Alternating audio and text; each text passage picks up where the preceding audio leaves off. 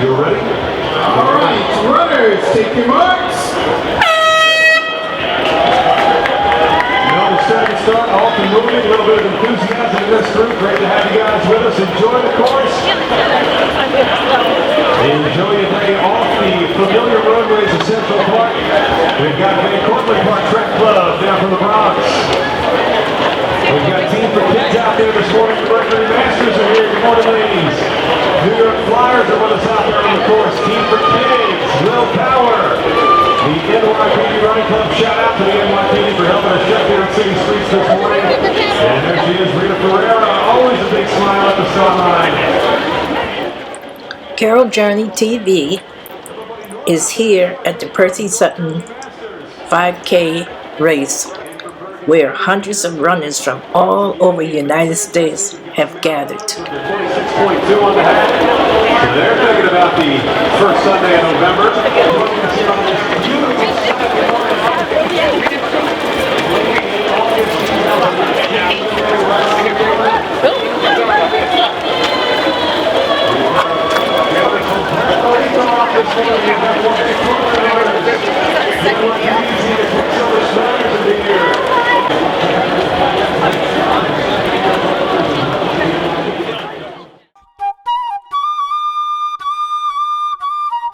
Who was Percy Sutton?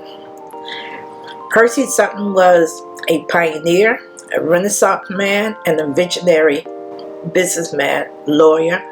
He served with the Tuskegee Airmen, was Malcolm X's attorney, was a borough president of Manhattan, and the founder of both the Inner City Broadcast Corporation and Seminex, a high technology, internet, and interactive software company. Percy Sutton was born November the 24th, 1920 in San Antonio, Texas. He was the youngest of 15 siblings. His father was born free 3 years before the Emancipation Proclamation. Both parents were educators and business people. Sutton supported himself with odd jobs and attendance at black colleges. Some of the black colleges that he went to was the Prairie View College, the Hampton Institute, and the Tuskegee Institute. He joined the United States Army Air Corps as an aviator cadet and served as an intelligence officer in World War II with the famous Tuskegee Airmen. After his discharge in 1945, Sutton earned his law degree at the Brooklyn Law School and passed the New York State Bar Association in 1950. He returned to the military and served as a trial judge advocate. In 1953, Sutton left the military with his brother Oliver Sutton and George Covington and set up a law partnership. For many years, Percy Sutton was the attorney for Malcolm X. After Malcolm X's death, Sutton continued to represent the Shabazz family when needed without cost. Sutton was elected president of the New York State NAACP in 1961 and participated and gave leadership in many civil rights demonstrations and protests. He helped to integrate the Greyhound bus terminal lunch counter in Mobile, Alabama in 1961. Percy Sutton was elected New York State Assemblyman in 1964.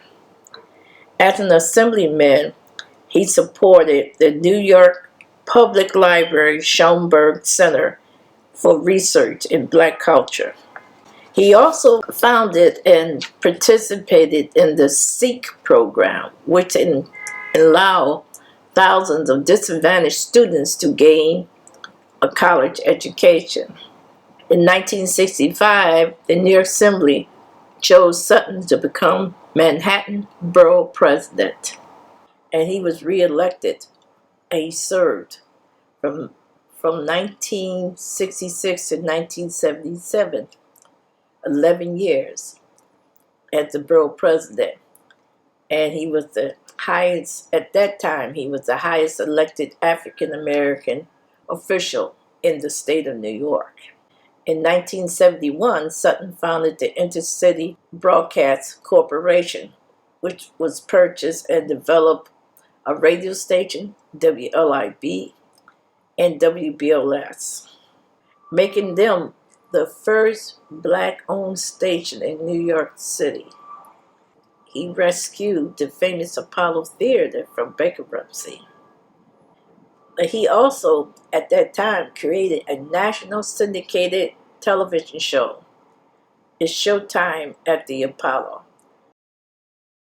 So today, Percy Sutton is a very special race to me because I actually volunteered at Percy Sutton many years ago with my chapter, and it was from here that I decided I was going to join and start running. So I joined Black Girls Run shortly after that, and then a year or two later I joined Start Line Runners. This is my favorite race of all time. It's only 3 miles. It's a nice hilly event. There's a lot of great people out here. Today in particular, the weather was perfect. I think it was about a good 70-ish, if not give or take. It was a little wind out here. It wasn't too humid, so it was just a perfect day to run. I'm so glad I'm here. And you know what? I'm looking forward to next year and every year after that. But out of all the races I've done, this is by far one of my best.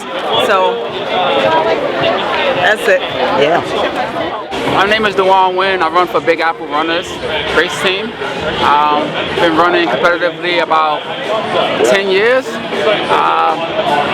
The Harlem run is like one of my favorite runs because it's a local run for me. I love the community. It's like so much energy. Like I feel like this area, you just get so much support. You see all types of runners from super competitive to novice. And it's just a lot of fun. So like every year I try to run it. This has been like my 9th year consecutively. And I'm looking for next year. This year I had a pretty good year, so I'm trying to pick it up a little bit more next year. And this is Emily right here. So she's also a runner. She's been running. She's a little injured, but she'll be back stronger too. So that's it. Hi, my name is Ida Henrys, and I ran today. I've been a runner for 23 years. I grew up in the city, ran the streets in the city. I always do this race every year because it's just like it brings the community out together. It brings us all back into fitness and wellness. The vibe is really great. There are 2 races in the year that really get, maximum energy and just a feeling of goodwill. One is the New York City Marathon, and the other is this race. So I'm happy to be back here again this year. Wasn't as fast as previous years, but I had a fantastic time. So come on out next year. My name is Gavino Canales, and we are running for Ayotzinapa. Ayotzinapa is in Guerrero, Mexico. And back in 2014, 43 students were disappeared. And one of the students' father is him. He made this group, this team. So we are running for it. Wow, very good. Gracias. Gracias. Right. A year ago, on the night of September 26th, 100 students from the Ayotzinapa Rural School came here to the town of Iguala, and 46 of them haven't been heard from since.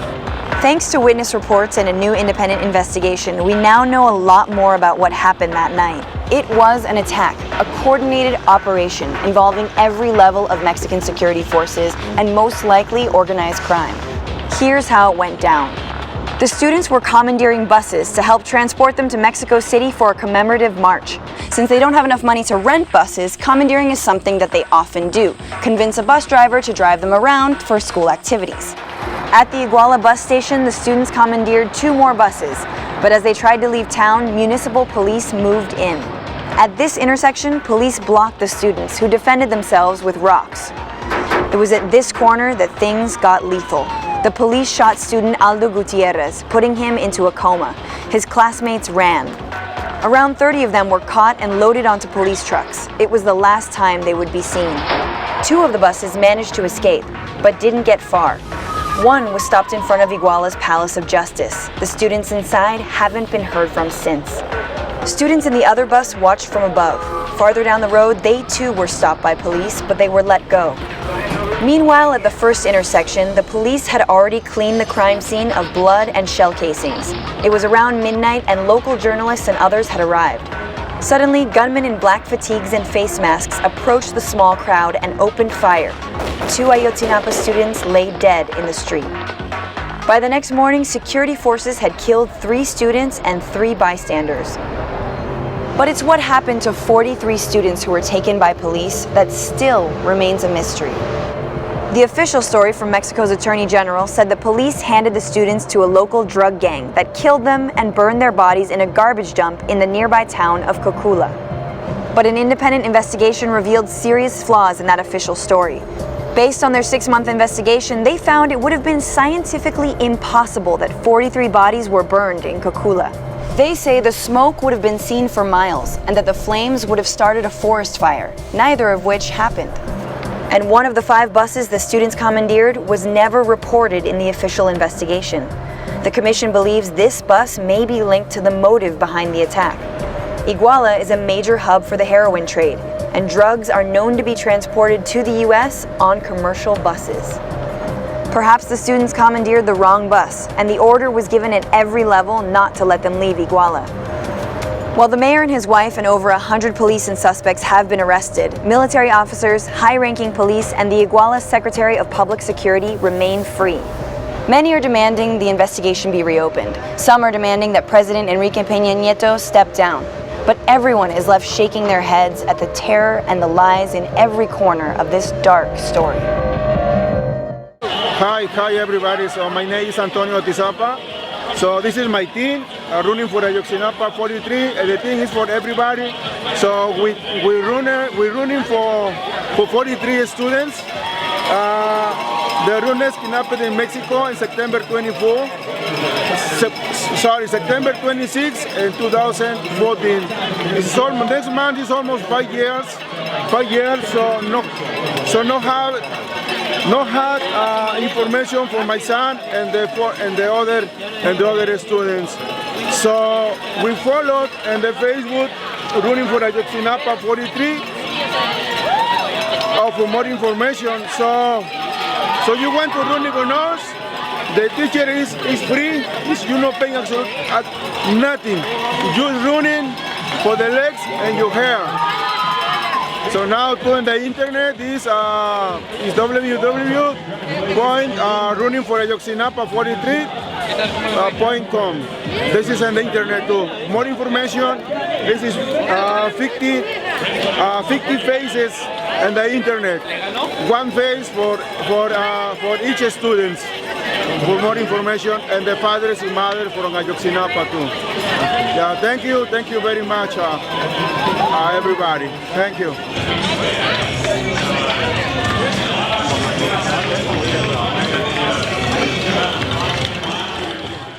We'll be back after the break. Mommy, why is that boy a different color than me? As parents, we are asked a lot of questions. But how do we answer the questions that involve skin color and race? Our answers depend on how our children will see the world. Our words build the foundation of ethics. Talk to your children when a teaching moment arises. Being a parent means being a role model. Equality is the beginning to an end.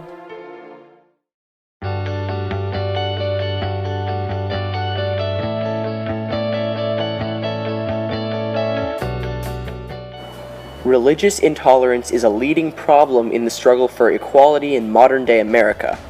Depriving a person of his freedom of religion would rid him of one of his most basic human rights. America is filled with people of different races, religions, and ideologies, and each deserves their own amount of respect.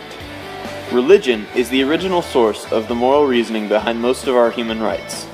With the struggle of religious freedom so prominent in all other parts of the world, America must step forward to be the example for other countries to follow. With great power comes great responsibility.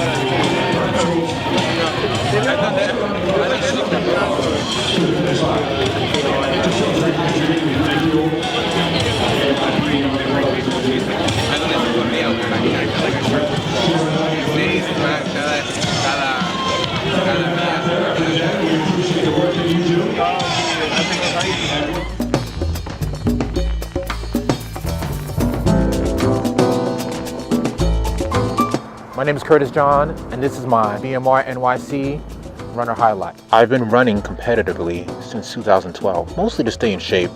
I love going out there and just getting on the open road and feeling really free. It helps clear my mind and helps feed my soul in multiple ways. I'm pretty busy during the week when I'm not running.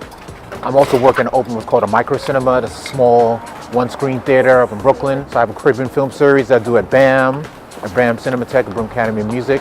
And I also have the Lou Mono Theater, that's my micro cinema, and we just show different types, wide variety of black film, ranging from shorts, features, and we do focuses and profiles on directors and producers and artists that live in the Bed-Stuy neighborhood. And it's really just about preserving black film culture and creating an audience, a yearly, weekly audience for black film. This week's Runner Highlight has been brought to you by The Running Edge. Take your running to the next level. What's up, people? What's going on today? You know what I'm saying? This is Captain Cole Vaughn of Black Men Run New York City, out here at the Percy Sutton 5K. You know, this amazing event. We come here every year and turn up and hold it down for Percy and represent for Percy and the people and the culture of Harlem. You know, we being the Brooklyn, run crew. You know, we out here just representing, man, having a good time and embracing everybody in the run community. And what we do is just, be out here and cheer. Today I'm cheering, I'm not running, but I'll be out here next year. But at Black Men Run NYC, at New York City, NYC way. That's what we do. We out here. Peace and love to all the people. Good job to all the runners. All right.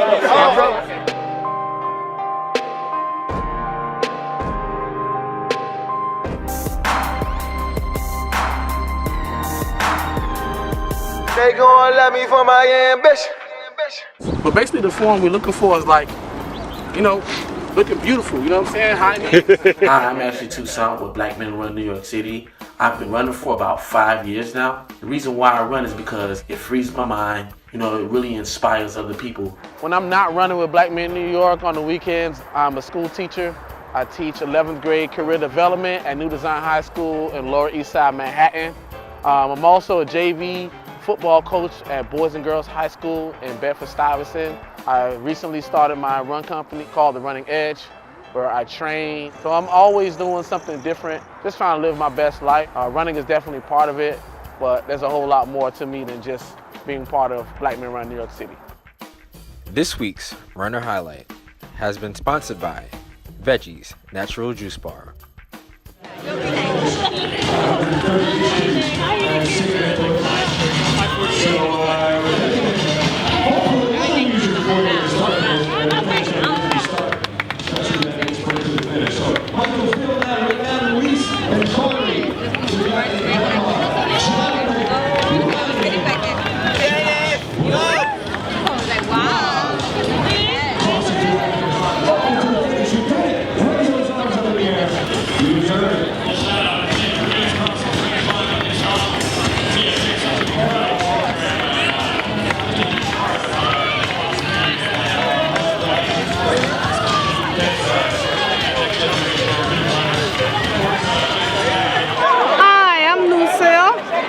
I'm one of the striders from Staten Island. We do our walk, regular walk on every Wednesday. We go around the park and we take part in this walk for the past 3 years. We've been taking part in this walk. And the rest of my group, they're ahead of me, but thank God we made it today. We made it to the finishing line. Okay?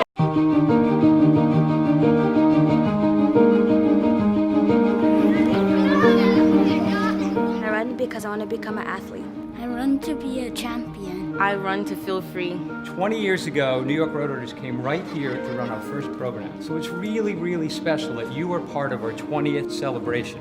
This is the best day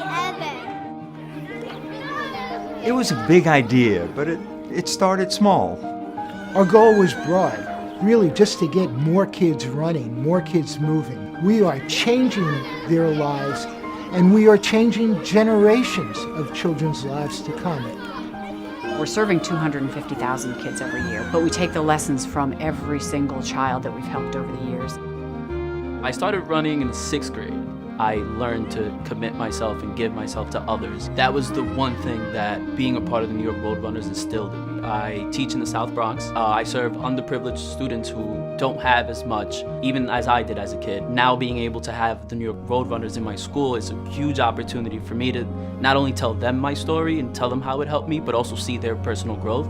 I get to go into public schools and meet kids that are sitting in the exact same place that I was 20 years ago when I was in elementary school.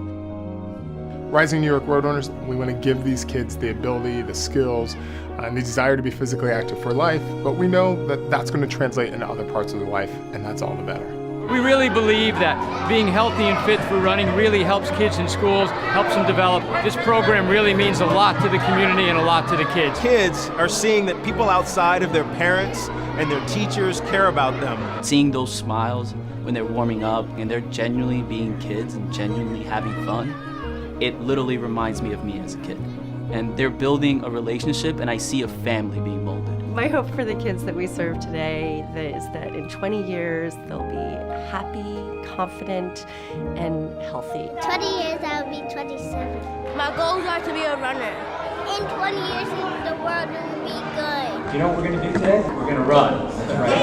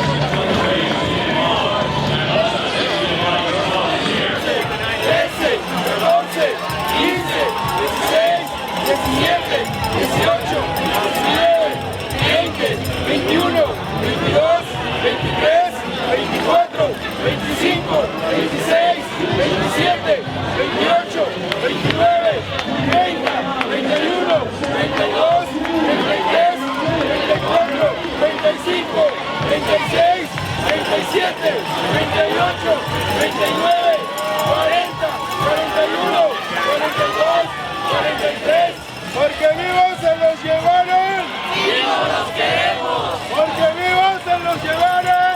¡Vivos los queremos! ¿Quién fue? El Estado. ¿Quién fue? El Estado. ¿Qué queremos? Justicia. ¿Qué queremos? Justicia. ¿Cuándo? Ahora. ¿Cuándo? ¿Cuándo? Ahora. Gracias.